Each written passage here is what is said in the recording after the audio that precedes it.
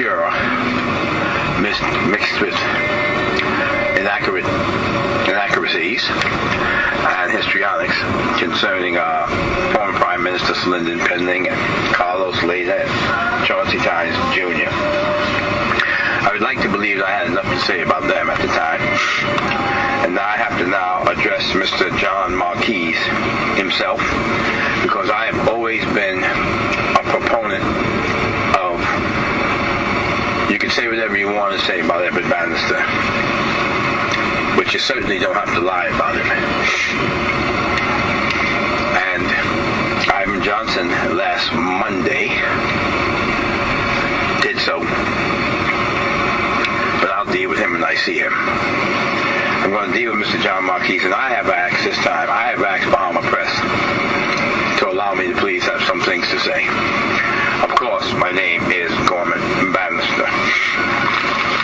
I noticed that in the insight section today, which is March 23rd, that Mr. John Marquis has offered Mr. Christie 2 pages to explain how Sir Lyndon Penland attained his wealth.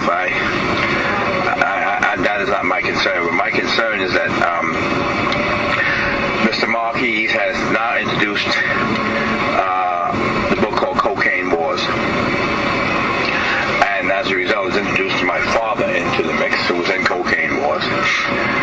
And in one paragraph he states that, and it is recorded elsewhere, including the book The Cocaine Wars by former London Sunday Times journalist Paul Eddy, that Penland's bagman and fixer Everett Bannister regularly handed over containers full of cash to Penland, courtesy of Leda and other drug interests. I know of one thing for sure. Anything that hasn't been said about my father, and that was accurate in the book The Cocaine Wars, was said by me, Gorman Bannister.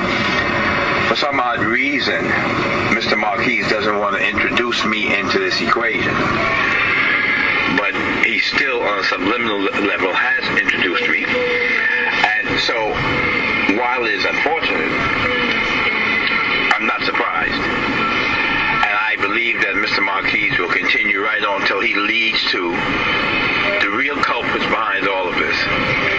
And one of them is Eileen Karen. I would assume to be his boss. If that's the road he wants to continue on, he may do so, and I would be happy to oblige. I know of no containers full of cash to Sir Lyndon that my father gave to him, and it was courtesy of Carlos Enrique Leda Rivas. The subsequent paragraph underneath that is, he says, I quote, "In fact, Bannister, who called Penland a greedy little motherfucker behind his back, told associates that the Prime Minister wanted to be cut in on everything when it came to payoffs and kickbacks." The quote, "a greedy little motherfucker," right, behind his back, is a quote that my father told me personally, and it had nothing to do with Carlos Enrique Leda Rivas. It had something to do with Antonio and Anastasia Somoza when he was here in the country. So he is factually correct in the quote, but he's deceptively tried to make it tie it to Carlos Enrique Leda Rivas, which never happened. I would have doubted very seriously if my father would have told anybody that Sir Lyndon wanted to be cut in on payoffs and kickbacks. Because as far as I'm concerned, my father gave his life, his money, and everything he had, he gave to the cause, which was spearheaded by Sir Lyndon Pending at the time for the nation. My father wouldn't have told anybody that.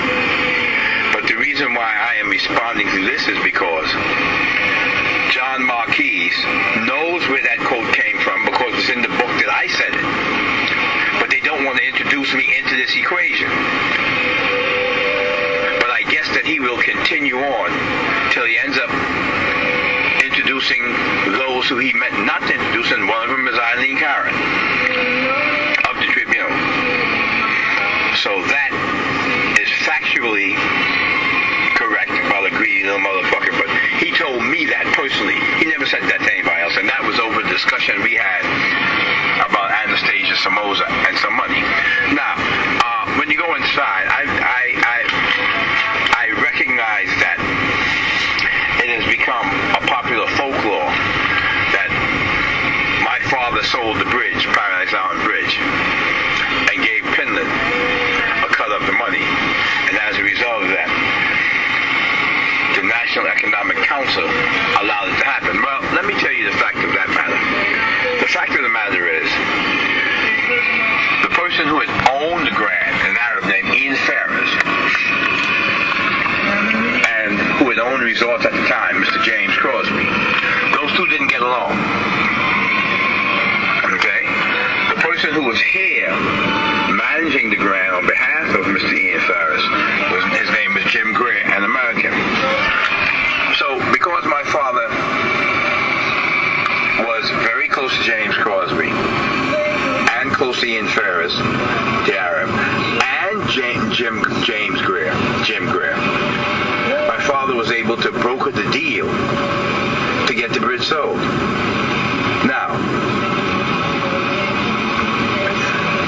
that bridge did not belong to the Bahamian people. That bridge was privately owned. My father was the broker for the bridge sale, and he gave Sir Lyndon Pinland money out the bridge sale, which personally, me, myself, what he did, I would never have done. But it was my father who brokered the deal between two private owners. Now, I know that it's popular, and it has become popular to say that my father is the man who sold the bridge. And my father's response always was, well, if I sold the bridge, I must have owned the bridge. My discrepancy with it is the money that he gave Sir Lyndon out of his own, I don't know what to call it, out of his own loyalty. I would have never have done it, but he did. Now, I've noticed also that they've introduced Janet Boswick, who had something to say about Sir Lyndon at the time. Janet Boswick is the last person to have any reason to say anything about anybody considering any drug trafficking, because it was Janet Boswick and Henry Boswick through the church Holy Cross at Ridgeland who falsified a document so that a Colombian who was on the run and who was in jail at the time was able to get his son, his born child, a forged birth certificate, and all that was in the aid and abetment of when he escaped from Sandlands. He was moved from the prison over to Sandlands, and he escaped in a taxi cab with a friend of mine whose name I don't really need to call. So she should be the last one to have anything to say about that. All I want to say at this point is this. I don't have to go to the end of the corner to know what's on the end of the corner. And I say to Mr. John Marquis that I invite him to continue on the road that he is on, because then it will allow those who need to be exposed, they will be exposed. I just want to take the time to clarify those situations, and also to clarify the fact that my father's involvement with Carlos Enrique Carlos Enrique Leda Rivas came about as a result of a very expensive piece of jewelry that was supposed to end up at Sir Lyndon and Lady Pinland's